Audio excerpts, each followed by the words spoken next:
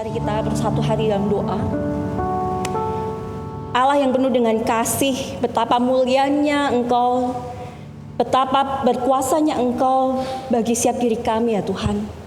Engkau adalah Allah yang sanggup untuk memulihkan bagi setiap orang yang menderita. Engkau adalah Allah yang sanggup untuk membebaskan setiap orang-orang yang terbelenggu dari dosa.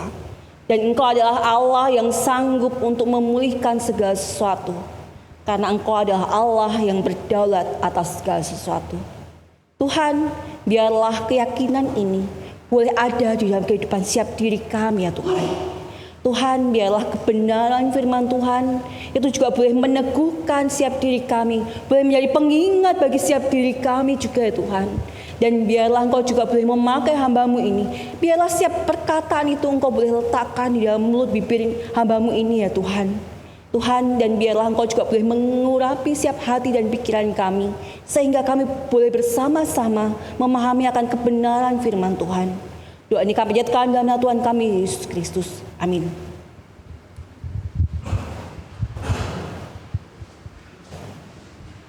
Jemaat yang terkasih, sungguh suatu hal yang bersyukur bahwa ketika pagi hari ini kita boleh menikmati karya Tuhan dengan cuaca yang sangat cerah, bukan? Matahari sudah bersinar, dan ketika kita melihat matahari pagi ini, kita melihat betapa besarnya dan berkuasanya Tuhan Allah kita, bukan? Tetapi walaupun cuaca pagi hari ini cerah, tetapi tidak bisa dipungkiri bahwa kondisi Indonesia maupun kondisi dunia pada saat ini tidak secerah kondisi pagi hari ini, bukan? Kenapa? Karena ketika kita membuka berita-berita, kita membaca berita-berita di digital kita dipaparkan dengan berbagai macam berita. Berita apa saja? Paling tidak krisis BBM mengancam, kondisi ekonomi tidak baik-baik saja. Bahkan masih banyak hal lain yang terjadi di dalam kehidupan setiap diri kita. Dan ketika hal itu kita lihat, kita dengarkan, bukankah itu membuat setiap diri kita khawatir? Bukankah semuanya itu menjadi suatu ancaman atau kekhawatiran di dalam kehidupan kita, bukan? Tetapi kalau setiap diri kita boleh merenungkan, bukankah hal ini tidak hanya terjadi pada saat ini? Bukankah di dalam kehidupan kita sebelum-sebelumnya kondisi Indonesia pun juga pernah mengalami krisis? Dan bukankah kita pernah melalui semuanya itu? Tetapi bukankah ketika kita pernah mengalaminya, itu tidak membuat diri kita 100% terbebas dengan semua ancaman itu, bukan? Oleh sebab itu, kecenderungan setiap diri kita mempersiapkan segala sesuatu. Kita tahu ketika krisis atau hal-hal yang tidak menyenangkan ini terjadi, maka kecenderungan setiap diri kita akan mempersiapkan segala sesuatu sehingga ke depannya ketika krisis itu terjadi, kita siap, kita kuat, kita sanggup untuk melaluinya. Amin Bapak Ibu semua. Nah, ketika kita membicarakan kekuatan manusia untuk melalui krisis, kecenderungan setiap diri kita akan mempersiapkan apa? Ketika krisis ekonomi terjadi, hal itu tidak menyenangkan. Sejak kita kecil, ketika kita merasakan satu telur dibagi berempat, itu tidak menyenangkan. Oleh sebab itu kita belajar bahwa untuk melalui segala sesuatu itu, kita butuh untuk hal-hal yang berharga ini. Apa itu? Kepemilikan rumah, surat-surat kepemilikan rumah itu sangat penting. Lalu investasi kita anggap itu sangat penting. Kenapa? Karena itu bisa menolong setiap diri kita untuk melalui krisis-krisis itu. Bahkan bukankah hal ini juga penting ketika kita melalui krisis di dalam kehidupan setiap diri kita. Walaupun dikatakan bahwa uang itu seharusnya tidak menjadi Tuhan di dalam kehidupan setiap diri kita. Tetapi realitanya, hidup itu butuh uang kan? Kita butuh makan kan? Oleh sebab itu, apa yang kita lakukan? Kita mulai memikirkan bagaimana kita menghasilkan uang yang banyak. Supaya apa? Supaya kita dapat memenuhi segala sesuatunya. Supaya kita dapat melalui segala kondisi kehidupan setiap diri kita. Bahkan kita akan terus-menerus mencari dan mencarinya, menimbun dan menimbun lagi. Bahkan kalau kita memikirkan ketika kita memiliki keluarga, ketika kita memiliki anak, bukankah semua hal yang kita cari itu juga kita persiapkan bagi anak-anak kita, bagi keluarga kita, bagi pasangan kita? Saya yakin setiap diri kita akan menjawab iya. Bahkan bagi setiap orang tua, mungkin ada orang tua yang sudah mempersiapkan, oh aku akan membeli rumah di daerah itu. Kenapa? Karena anakku sebentar lagi menikah. Jadi aku mempersiapkan rumah di sana. Tetapi pertanyaannya Bapak Ibu Saudara yang terkasih, apakah segala sesuatu yang sudah kita persiapkan itu cukup untuk kita menghadapi krisis di dalam kehidupan setiap diri kita? Apakah segala sesuatu yang sudah kita persiapkan bagi anak-anak kita itu cukup supaya anak-anak kita sepanjang kehidupan mereka sanggup melalui krisis-krisis kehidupan mereka? Bahkan bagi setiap diri kita sebagai orang tua, kita mempersiapkan anak-anak kita supaya menjadi anak yang kuat, yang tangguh dan dapat menghadapi krisis dengan cara apa? Kita memberikan pendidikan yang baik. Kita mengkursuskan anak-anak kita supaya mereka dapat menjadi pribadi yang tangguh untuk menghadapi krisis-krisis di dalam kehidupan anak-anak, di dalam kehidupan mereka. Jemaat yang terkasih, realitanya baik pendidikan, baik harta, baik semua investasi yang kita lakukan, semuanya itu tidak cukup kan? Ketika kita menghadapi krisis di dalam dunia ini, kita pada akhirnya menghadapi suatu realita bahwa segala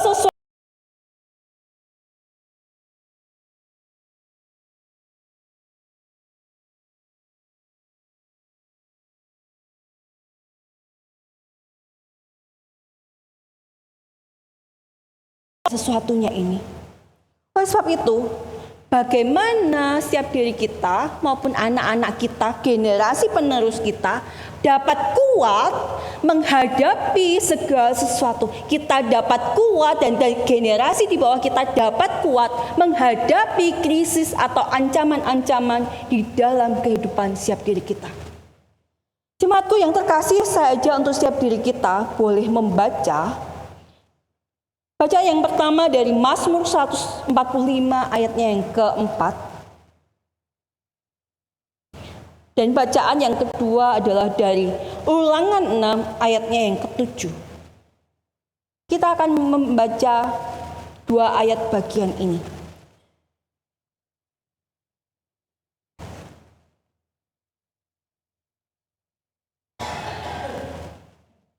Jika setiap diri kita sudah menemukannya, saya akan membacakannya. Yang pertama dari Mazmur 145 ayatnya yang keempat. Berbunyi, angkatan demi angkatan akan memegahkan pekerjaan-pekerjaanmu dan akan memberitakan keperkasaanmu. Dan Ulangan yang keenam, Ayatnya yang ke-7 berbunyi, haruslah engkau mengajarkannya berulang-ulang kepada anak-anakmu dan membicarakannya apabila engkau duduk di rumahmu, apabila engkau sedang dalam perjalanan, apabila engkau berbaring, dan apabila engkau bangun. Ini adalah undangan setiap diri kita sebagai generasi yang lebih senior untuk memikirkan bukan hanya diri kita, tetapi generasi di bawah kita, supaya setiap diri kita dapat kuat menghadapi krisis-krisis di dalam kehidupan setiap diri kita. Ketika kita membicarakan krisis ini, di dalam Alkitab kita melihat banyak sekali problematika krisis-krisis yang juga terjadi. Salah satunya adalah di dalam perjuangan bangsa Israel untuk memasuki tanah Kanaan. Setelah 40 tahun mereka harus berjalan mengelilingi gurun. Pada akhirnya mereka sampai di depan tanah Kanaan. Tetapi jemaatku yang terkasih, ketika bangsa Israel ini akan memasuki tanah Kanaan, mereka diperhadapkan pada satu tembok benteng yang sangat kuat yang bernama tembok Yeriko.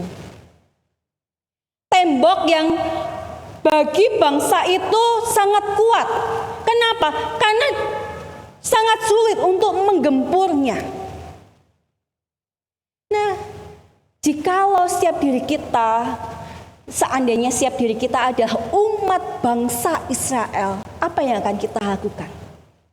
Kita sudah berjalan 40 tahun, bahkan pada akhirnya di dalam masa itu kita memiliki anak, dan pada akhirnya kita menghadapi sangat sulit masuk ke tanah Kanaan, sangat sulit untuk menggempur tembok Yeriko itu. Tetapi penghiburannya jemaatku yang terkasih, ketika hal ini terjadi, Tuhan berkata kepada Yosua, ketika bangsa Israel akan memasuki tanah Kanaan, Tuhan tahu betapa kuatnya bangsa Kanaan membangun tembok itu.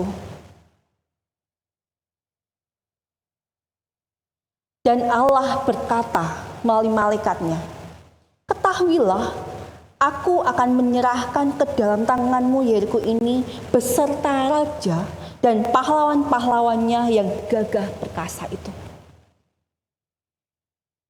Hal ini menjadi fondasi bagi bangsa Israel untuk memasuki tanah Kanaan ini. Ini adalah menjadi suatu fondasi bagi bangsa Israel untuk berjuang bagaimana dia dapat mengalahkan dan bertempur menghancurkan tembok Yeriko itu. Tetapi uniknya jemaatku yang terkasih, Bapak Ibu yang terkasih, ketika kita melihat bahwa Allah ketika memberitahukan kepada Yosua, aku akan menyerahkan Yeriko ini beserta raja dan pahlawannya. Selanjutnya di dalam Yosua 6 dikatakan bahwa oleh sebab itu ingatlah apa yang harus kamu lakukan, yaitu prajuritmu harus kamu persiapkan. Lalu harus ada 7 imam yang harus meniup sangkakala. Lalu setelah barisan para imam ini, di belakangnya ada barisan pembawa Taurat Tuhan, dan ditutup dengan para prajurit lagi sebelum bangsa Israel itu di belakangnya. Dan uniknya jemaatku yang terkasih, ketika Tuhan memerintahkan ini, Tuhan tidak mengatakan oleh sebab itu engkau harus kuat supaya engkau dapat berperang. Persiapkanlah pedang yang kuat, yang bagus, dan bisa menumpas semua orang-orang Yeriko itu, orang-orang Kanaan itu. Uniknya Tuhan tidak mengatakan itu. Ketika Tuhan mengatakan persiapkanlah prajuritmu, persiapkanlah 7 imam, persiapkan, dan di dalam barisan itu harus ada hukum Taurat, ada tabut perjanjian. Di momen itu Tuhan yang hanya mengatakan, tetapi ingatlah, Apa yang harus kamu lakukan? Kelilingilah tembok itu 1 kali selama 6 hari. Dan selama 6 hari itu hanya boleh diperdengarkan sangkakala itu. Sangkakala hanya boleh berbunyi, tetapi seluruh umat bangsa Israel tidak boleh bersuara sama sekali selama mereka mengelilingi tembok Yeriko. Dan hal inilah yang disampaikan oleh Yosua. Yosua memberitahukan kepada semua umat Israel supaya mempersiapkan diri. Ingatlah bahwa Allah memerintahkan begini dan begitu. Oleh sebab itu pada akhirnya bangsa Israel mengelilingi tembok Yeriko selama 6 hari di dalam keheningan. Selama 6 hari mereka hanya diperdengarkan bunyi sangkakala. Bahkan orang-orang di dalam tembok Yeriko itu pun juga tak mengetahuinya. Mungkin kalau setiap diri kita sebagai orang-orang Kanaan akan berpikir, ini orang bangsa Israel tuh ngapain sih? Gak jelas banget gitu ya. Tetapi itulah realita yang terjadi, jemaatku yang terkasih. Dan ketika Allah memerintahkan hal ini, tidak cukup sampai di situ. Dan ingatlah, pada hari yang ke-7, kelilingilah tembok itu sebanyak 7 kali. Setelah 7 kali berkeliling dan ketika bunyi sangkakala itu ditiup dengan panjang, maka bersoraklah bangsa itu secara bersama-sama. Dan hal itu disampaikan oleh Yosua kepada umat Israel. Jadi di hari yang ke-7 mereka berkelilingi 1, 2, 3, 4. Dan ketika bunyi trompet turut panjang, maka secara bersama-sama bangsa itu bersorak. Dan di momen itu, tembok yang sangat kuat itu, tembok yang bagi manusia tidak mungkin digempur, sangat sulit untuk dihancurkan. Tetapi di momen itu, tembok Yeriko hancur. Ketika peristiwa tembok Yeriko ini hancur, semuanya itu disaksikan oleh semua umat Allah, disaksikan oleh bangsa Israel itu. Bangsa Israel tahu persis siapa yang berperang bersama-sama dengan mereka, yaitu Allah mereka. Allah yang telah menjanjikan kepada umatnya untuk memimpin mereka memasuki tanah Kanaan. Allah yang menjanjikan kepada mereka bahwa aku akan menyerahkan bangsa ini, raja ini dan pahlawan bangsa itu kepada engkau.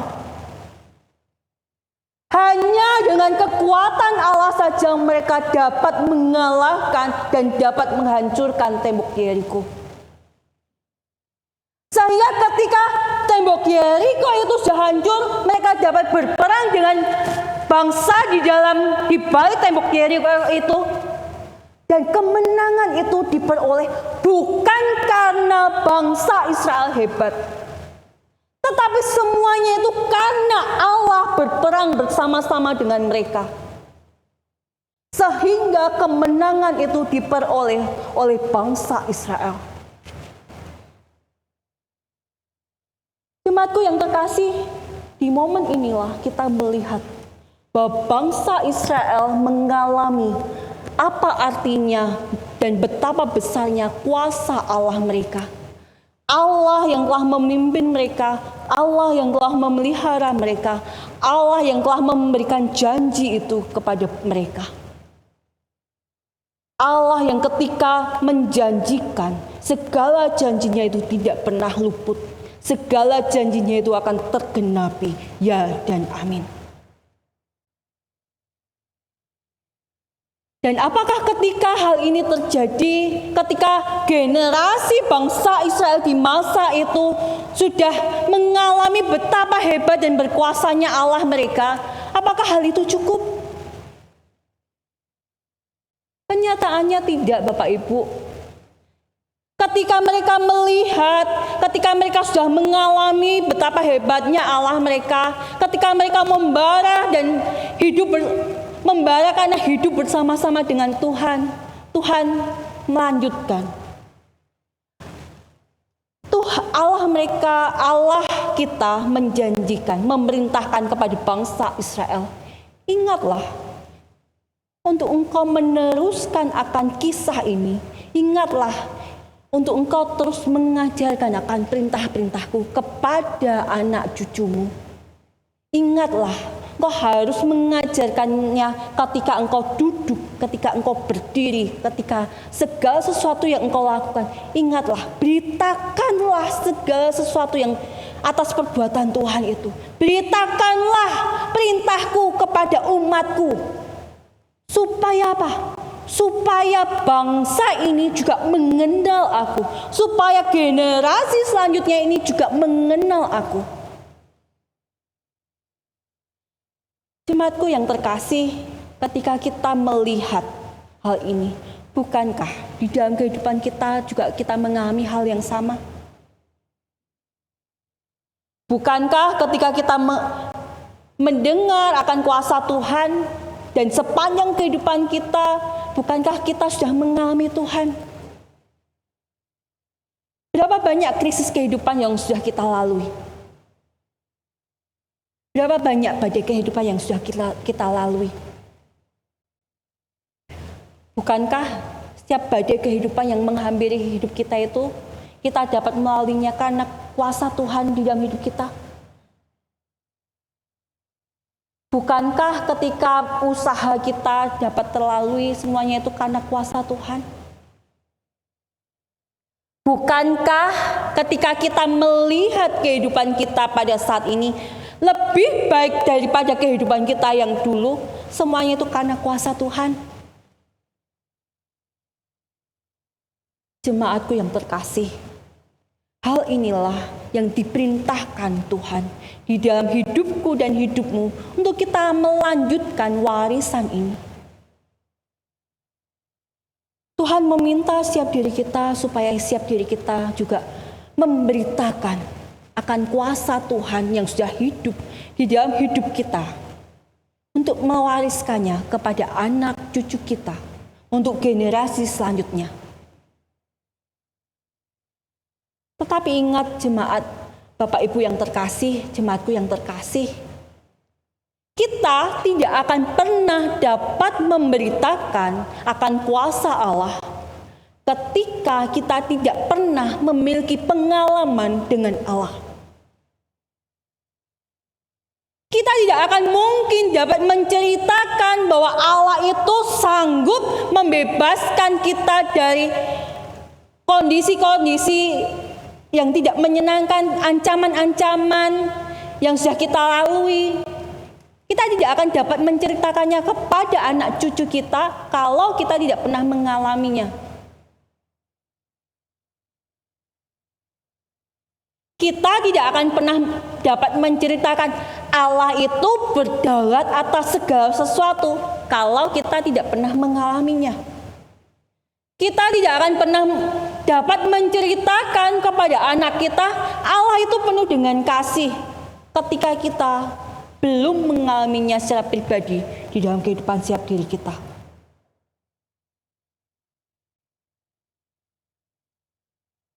Jadi jemaatku yang terkasih, kesaksian inilah yang harus kita wariskan di dalam kehidupan kita. Mungkin bagi setiap diri kita, kita akan mengatakan seperti ini. Kan sebenarnya dulu itu aku mengenal Tuhan itu ketika aku mulai ke gereja. Aku tidak mengenal Tuhan, tidak mengenal Kristus melalui papa mamahku. Jadi anak-anakku cukuplah aku bawa ke gereja supaya mereka juga mengenal Tuhan. Mungkin di antara kita ada yang berpikiran seperti itu. Tetapi realitanya ketika kita mengatakan seperti itu, tidak dapat dipungkiri bahwa kehidupan kita di gereja, 1 minggu berapa jam sih kita di gereja? Seminimal kita datang ke ibadah 1,5 jam sampai 2 jam. Kalau kita ikut persekutuan 1,5 jam sampai 2 jam. Jadi mayoritas kita hidup di mana? Bukankah kita hidup di luar sana? Bukankah anak cucu kita generasi selanjutnya itu lebih banyak hidup di luar gereja juga? Karena mereka hidup ada di sekolah, mereka punya pergaulan, mereka ada di rumah, mereka punya kesenangan mereka harus mengikuti les ini dan les itu.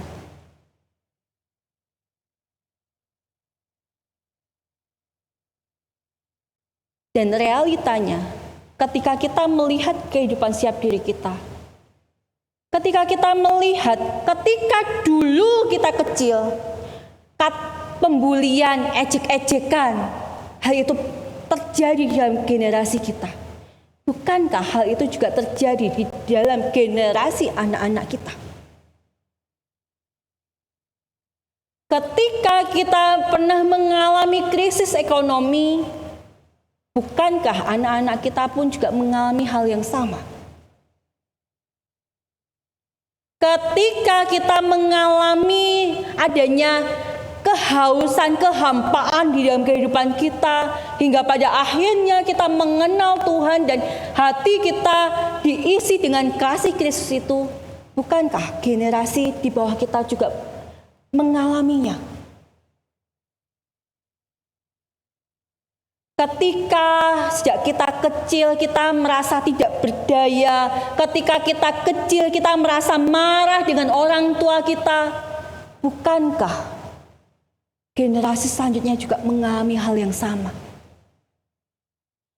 Mungkin di dalam pemikiran kita dulu, mungkin kita berpikir, aku punya keluarga yang sangat terbatas secara ekonomi. Aku punya keluarga yang tidak ideal karena papaku mungkin sering di luar kota, sehingga kita jarang berkomunikasi. Sehingga nanti kalau aku punya anak, aku tidak akan melakukan semuanya ini. Aku akan melakukan hal yang lebih baik. Aku akan menyediakan hal-hal materi supaya anak-anakku tidak khawatir. Aku akan selalu hadir bagi anak-anakku. Aku akan mendidik mereka secara pribadi. Pertanyaannya, apakah itu menjamin bahwa anak-anak kita tidak mengalami brokenness itu, kehancuran hati itu? Kalau kita menilik lebih jauh, realitanya tidak berbicara seperti itu. Realitanya kalau kita mau meneliti lebih dalam, semua orang baik dari generasi di atas sampai anak-anak, pasti mereka memiliki brokenness, kehancuran hati yang berbeda-beda, dengan alasan yang berbeda-beda. Kenapa? Karena kita masih hidup di dalam dunia ini. Kita hidup di dalam dunia yang penuh dengan dosa. Dan dosa inilah yang membuat kita terdistorsi ketika kita melihat segala sesuatunya. Bahkan ketika melihat orang tua yang sudah berjuang pontang-panting untuk bekerja, untuk mencukupi anak-anaknya, para mama-mama, ibu-ibu yang ada di rumah yang sudah berjuang menyiapkan makanan, yang sudah mencoba hadir untuk anak-anaknya, mengantar anak-anaknya, semuanya itu tidak menjamin segala sesuatunya itu menjadi baik. Tidak menjamin anak-anak kita tidak memiliki luka hati dengan setiap orang tua. Ketika kita hidup di dalam masyarakat dan kita berjumpa dengan orang lain, dan kita melihat, oh tampaknya aku cocok dengan si A. Itu pun tidak menjamin kita benar-benar cocok dengan pribadi si A ini.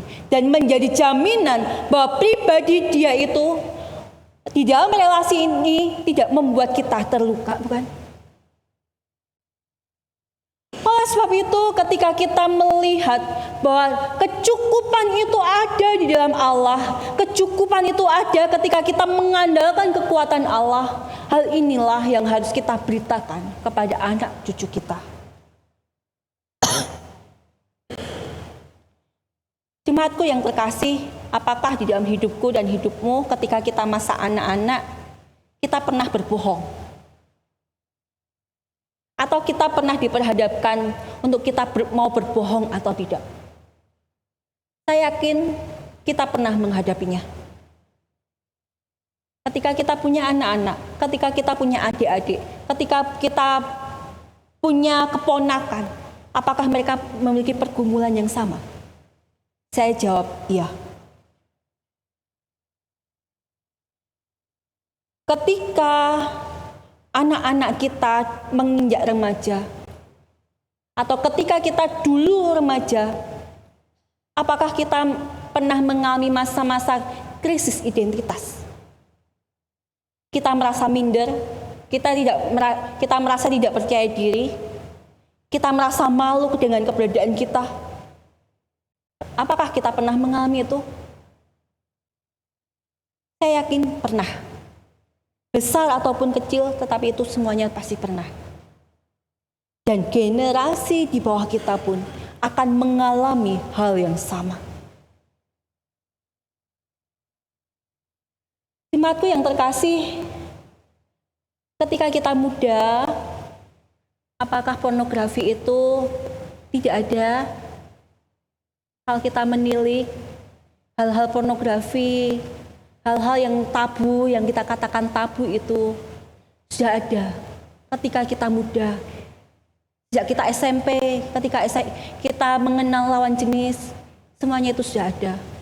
Cuman beda media saja.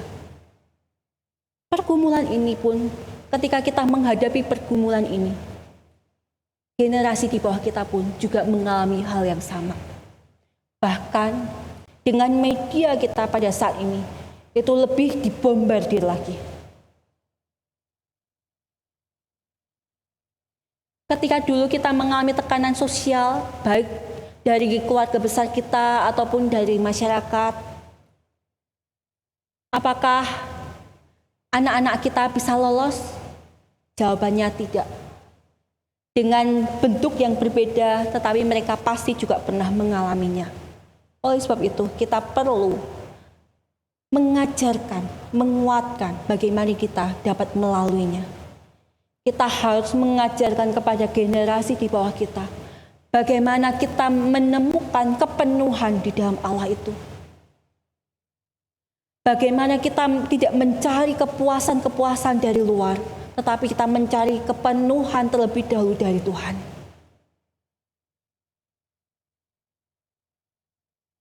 Jemaatku yang terkasih, ketika kita punya orang tua dulu yang sudah mulai memasuki usia senja, dan kita melihat bahwa mereka bergumul dengan rasa kesepian,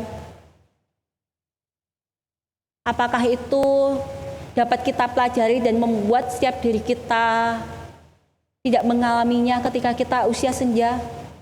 Atau mungkin di bawah kita menjamin di generasi di bawah kita tidak pernah mengalaminya? Jawabannya tidak, Bapak Ibu jemaat yang terkasih. Rasa ini akan selalu ada, walaupun mungkin dengan wujud yang berbeda. Rasa stres, kelelahan di dalam pekerjaan, pelayanan. Apakah setiap diri kita mengalaminya? Konflik di dalam dunia pelayanan, pertengkaran dengan orang lain. Apakah kita pernah mengalaminya?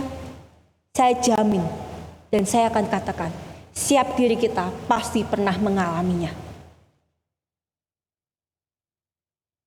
Dan bagaimana kita melalui semuanya itu? Pastinya kita belajar dan terus belajar hingga saat ini. Bahkan mengampuni pun kita pun belajar. Dan generasi di bawah kita pun juga perlu diajar. Bagaimana kita perlu hidup untuk memaafkan. Bagaimana kita harus mengasihi orang lain. Jemaat yang terkasih, ketika kita melihat bahwa setiap diri kita diterima oleh Tuhan secara total, apakah generasi di bawah kita tidak memerlukannya? Saya yakin generasi di bawah kita pun juga membutuhkan penerimaan yang total itu. Dan dari generasi ke generasi, hal yang sama yang akan kita lakukan sebagai manusia ketika kita menghadapi krisis-krisis itu adalah apa?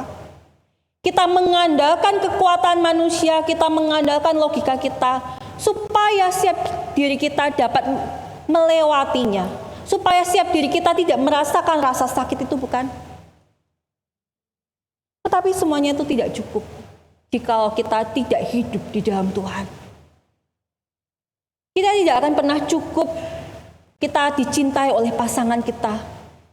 Kita tidak akan pernah cukup dicintai oleh orang lain, anak-anak kita. Ketika kita mengharapkan semuanya itu dari manusia, maka kita akan mendapatkan kekecewaan itu. Oleh sebab itu, kita membutuhkan Tuhan. Jemaat yang terkasih, ketika siap diri kita sudah dinyalakan apinya oleh Tuhan,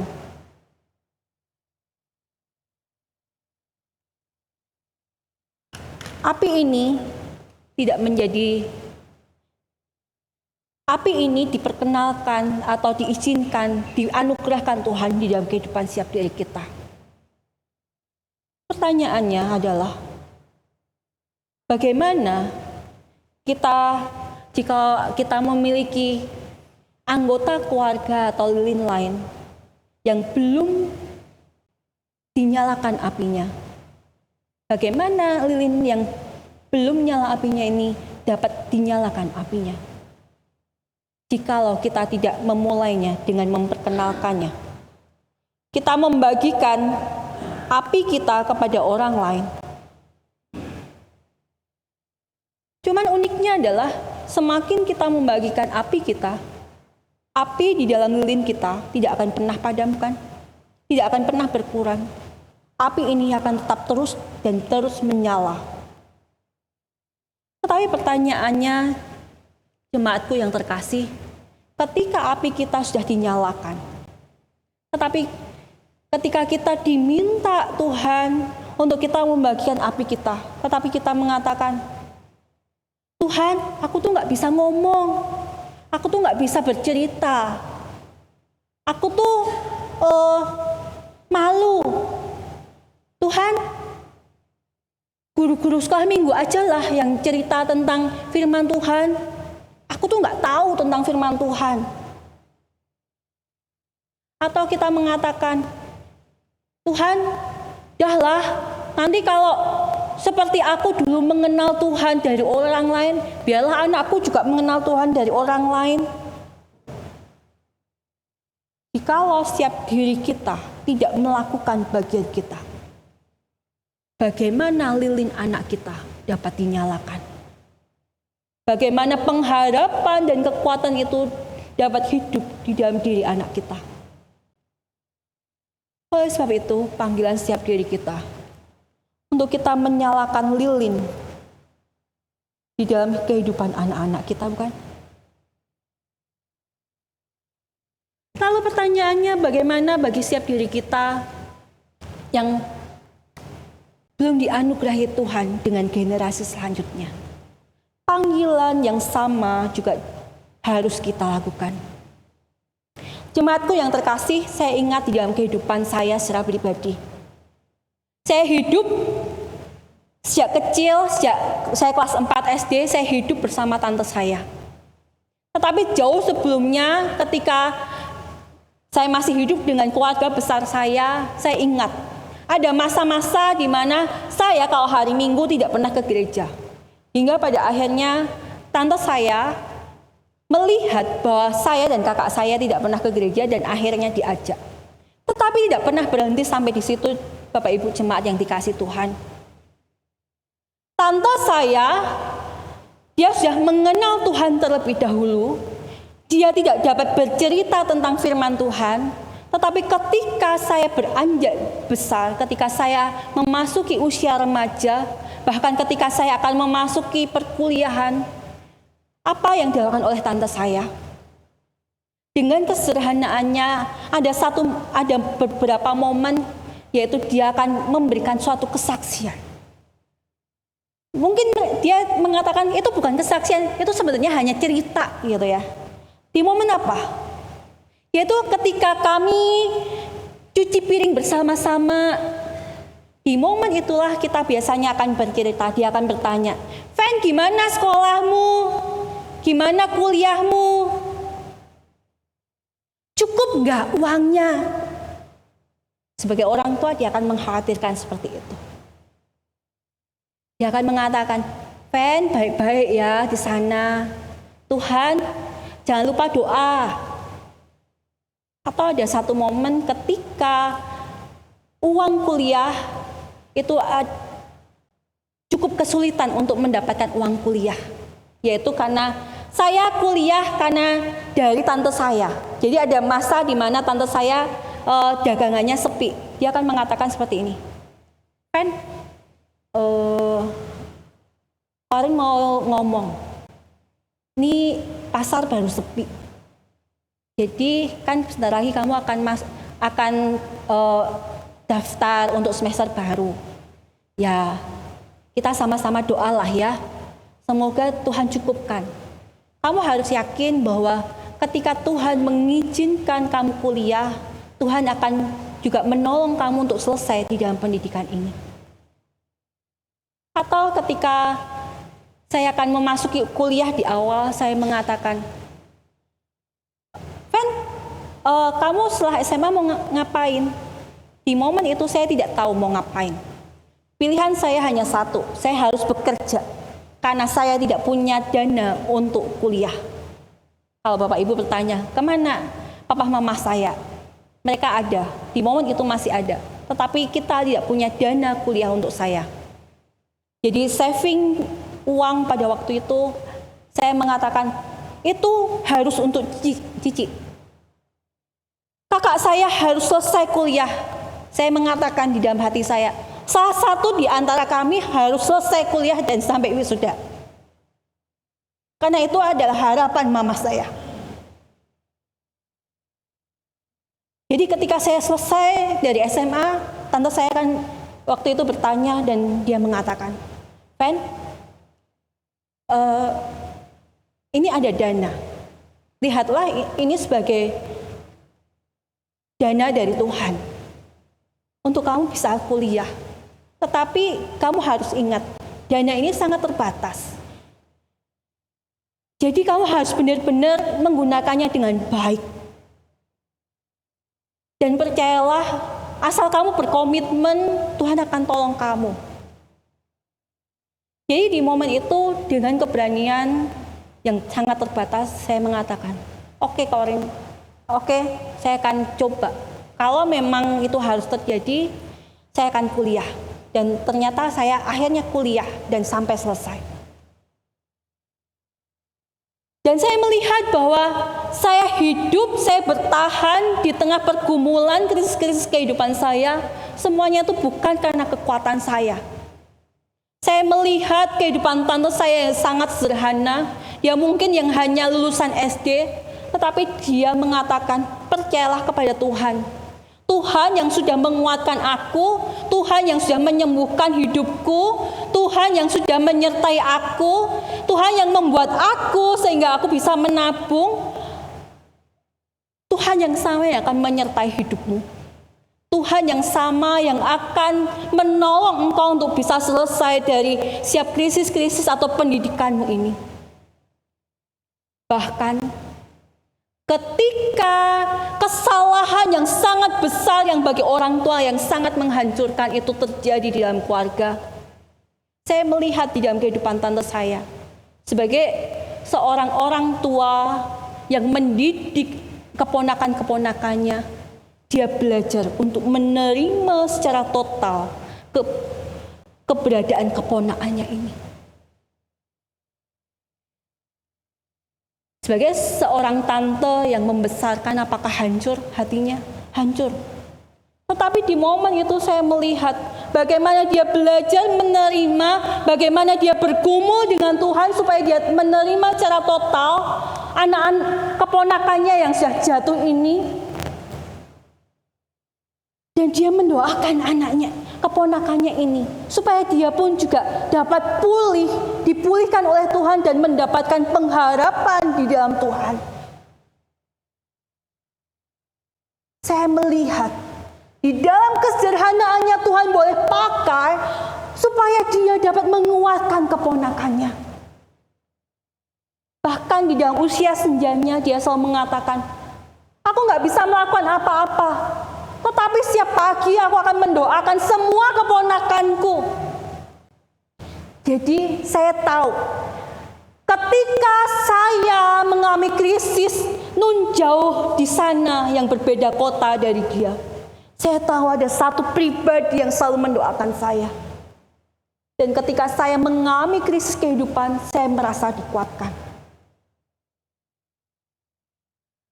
Tetapi ketika selain itu saya juga melihat ada satu pribadi lain yang dia bukan keluarga saya, tetapi Tuhan boleh pakai untuk meneruskan pengajaran firman Tuhan itu di dalam kehidupan saya. Dan pribadi ini dipakai Tuhan untuk memperkenalkan bahwa Allah itu adalah seorang Bapa. Allah itu adalah Papa yang sempurna, yang dapat menerima kamu apa adanya, yang mengasihi engkau apa adanya. Dia adalah kakak KTB saya. Dia mengajarkan kepada saya, mungkin engkau kehilangan figur seorang ayah. Mungkin ayahmu tidak berperan dengan baik. Tetapi ada Allah, Bapa yang sempurna, yaitu Allah yang akan bersama-sama dengan engkau, yang mengasihi engkau secara total. Dan di momen-momen ketika saya sendiri di dalam kos, ketika saya mengalami kuliah di beda kota, ketika saya mengalami kekosongan dan kesepian itu, saya ingat perkataan kakak KTB saya. Allah itu mengasihi saya. Allah itu menerima saya. Dan hal inilah yang menguatkan saya, yang membuat saya dapat bertahan untuk melalui setiap krisis-krisis di dalam kehidupan saya. Jemaatku yang terkasih, hal inilah yang harus kita teruskan di dalam generasi di bawah kita selain diri kita. Peperangan rohani itu kita hadapi, baik di dalam generasi kita maupun generasi di bawah kita. Oleh sebab itu, apa yang harus kita lakukan sebagai satu unity keluarga? Saya dorong setiap diri kita sebagai satu unity keluarga, kita bersedia meluangkan waktu kita. Ketika kita makan, ketika kita beraktivitas bersama-sama, sharingkan penyertaan Tuhan, kekuatan Tuhan yang sudah kita rasakan, yang sudah kita hidupi kepada anak-anak kita. Sebagai seorang orang tua, saya dorong setiap diri kita untuk ketika anak-anak kita melakukan kesalahan, selain ditegur, didisiplin, tetapi ada penerimaan. Karena setiap diri kita sebagai generasi yang lebih senior, dapat Tuhan pakai untuk menjangkau mereka. Ketika anak-anak kita, generasi di bawah kita membutuhkan penerimaan itu, seperti kita pun juga butuh diterima oleh orang lain dan oleh Allah. Ketika kita pernah menghadapi tekanan di dalam pekerjaan kita, sharingkan itu kepada anak-anak kita. Bahwa dunia pekerjaan tidak seindah yang kita bayangkan. Yang menghasilkan banyak uang. Tetapi banyak tekanan, banyak kekotoran di situ. Dan bagaimana kita melaluinya bersama-sama dengan Tuhan, bagaimana Tuhan tetap memelihara kehidupan keluarga kita, disitulah momen kita dapat men-sharingkan kepada anak kita. Dan jangan lupa, latih diri kita untuk tetap hidup dan bergantung dengan Tuhan. Dan ajak anak kita, orang-orang yang dipercayakan kepada kita, keponakan kita atau keluarga lain, untuk kita melatih bersama-sama untuk hidup bersama-sama dengan Tuhan. Dengan cara apa? Untuk kita dapat bergumul bersama-sama dengan Tuhan di dalam doa dan di dalam kebenaran firman Tuhan itu. Dan dorong untuk generasi di bawah kita untuk memiliki komunitas yang baik. generasi di bawah kita, dorong mereka untuk ke gereja supaya mereka semakin mengenal Tuhan.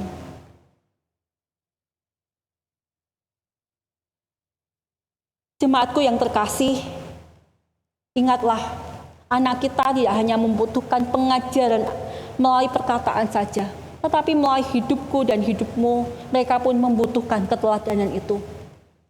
Tuhan dapat memakai kehidupan setiap diri kita, apa yang kita lakukan, setiap keputusan kita, anak-anak kita, generasi di bawah kita dapat meneladaninya. Oleh sebab itu, pikirkanlah ketika kita akan mengambil segala keputusan itu.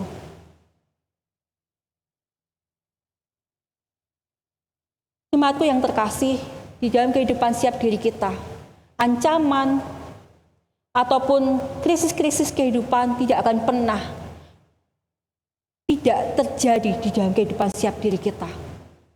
Kedagingan itu juga pasti selalu ada di dalam kehidupan setiap diri kita.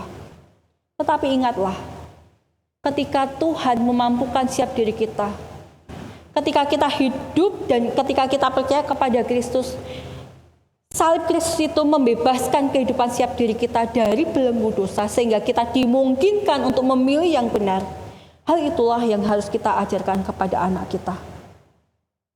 Ingatlah, di momen ini, di hari ini adalah Minggu Palma, yaitu momen ketika Yesus dieluk-elukan. Hosana, Hosana. Momen ketika banyak orang mengakui Kristus dan banyak orang mengharapkan pembebasan di dalam Kristus. Tetapi ingatlah, pembebasan di dalam Kristus itu, kekuatan yang hadir melalui Kristus ini adalah kekuatan yang berasal dari Allah. Kekuatan yang dapat membebaskan kita dari belenggu dosa. Ingatlah bahwa kuasa Kristus di atas kayu salib itu dapat membebaskan kita, memulihkan kehidupan kita dari luka-luka batin kita. Ingatlah, salib Kristus itu, bilur-bilur darah Kristus itu dapat membebaskan kita dan memungkinkan setiap diri kita untuk dapat menerima orang lain dan mengasihi orang lain yang mungkin juga melukai setiap diri kita. Andalkanlah Allah di dalam kehidupan setiap diri kita dan teruskanlah hal itu kepada generasi di bawah kita. Jemaatku yang terkasih, saya dorong setiap diri kita, bagi setiap diri kita, para orang tua yang punya anak-anak di sekolah minggu, walaupun mungkin datangnya di KU 1, dan punya anak sekolah minggu yang nanti akan datang di KU kedua, saya ajak untuk setiap diri kita dapat men-sharingkan akan kuasa Tuhan ketika bangsa Israel dapat memasuki tanah Kanaan, yaitu ketika tembok Yeriko ini hancur. Ceritakanlah bahwa Allah sangat berkuasa sehingga tembok Yeriko itu dapat hancur. Dan kuasa Allah yang sama sudah menyertai kehidupan mama, papa, dan itu kuasa Allah juga yang akan selalu menyertai engkau anakku. Saya dorong setiap diri kita dapat menyaksikan hal itu kepada anak-anak kita. Bagi setiap diri kita yang tidak memiliki anak yang sekolah minggu di sini, atau setiap diri kita yang belum memiliki keluarga atau belum punya anak, atau setiap diri kita yang Tuhan percayakan dengan generasi selanjutnya, entah dari keponakan kita, kenalan kita, adik-adik kita dapat menceritakan. Saya dorong setiap diri kita untuk mengajak mereka, memberikan kesaksian hidup kepada mereka. Bagaimana Tuhan menyertai kehidupan kita. Bagaimana Tuhan memulihkan kehidupan kita. Bagaimana Tuhan dapat menolong setiap diri kita ketika kita menghadapi krisis-krisis kehidupan setiap diri kita. Saya dorong setiap diri kita dapat melakukannya.